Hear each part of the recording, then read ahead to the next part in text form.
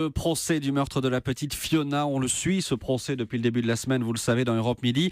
On va retrouver à Riom notre envoyé spécial Salomé Legrand. Salomé, la cour d'assises du Puy-de-Dôme a poursuivi ce matin l'étude des faits et les déclarations contradictoires des deux accusés, la mère et le beau-père de Fiona, commencent à agacer.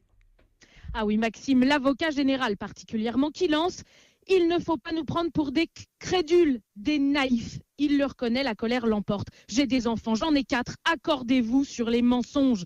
Mais rien n'y fait, les deux accusés alternent les souvenirs anodins qui, eux, sont très précis et l'amnésie sur la chronologie, les faits, les coups.